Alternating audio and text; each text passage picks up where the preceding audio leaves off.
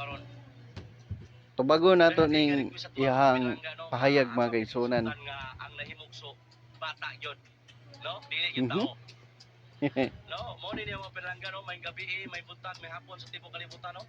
Media apologetics. Defend the truth.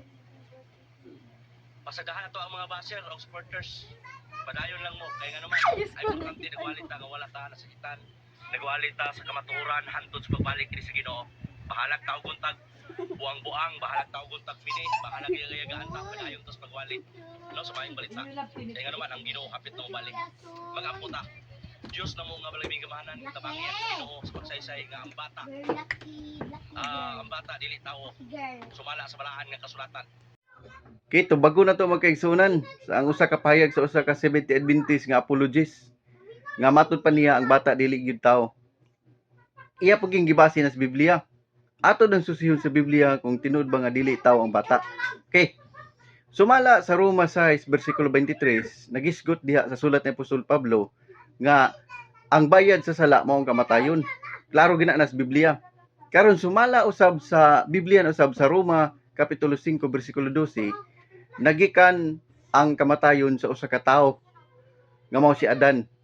Og mikaylap ang kamatayon sa tanan katawhan kay nakasala man ang tanang tawo. Sa ato pa, ang bayad sa sala mao ang kamatayon kay nakasala man ang tanang tawo. So therefore, ang bata kay mamatay man, tao siya. Kay mamatay man, tao siya kay mao may gisgutan sa Biblia nga ang bayad sa sala mao ang kamatayon, yang bata kay mamatay man. So tao siya. Karon dugang paginiana unsa ingon diha sa Salmo 51 bersikulo 5 sa sulat diha sa Biblia nga usa ka pahayag ni San David, ni David. Unsa ingon ni David? Sa diha nga naa pa ko sa sabakan sa akong inahan, makasasala na ako. So klaro gid kaayo nga si giangko ni David nga naa pa siya sa sabakan sa iyang inahan, gisabak pa siya, gimabdos pa siya, makasasala na siyang daan. Nya karon kay giangkon man ni David nga makasala siya, nya sumala sa Roma 6 bersikulo 23 ang bayad sa sala maong kamatayon. Og sumala sa Roma 5 bersikulo 12 nga ang kamatayon mikaylap sa nang katawhan kay nakasala man ang tanang tao. Therefore tao ang bata. Sayop ang iyong panudlo 70 Adventist.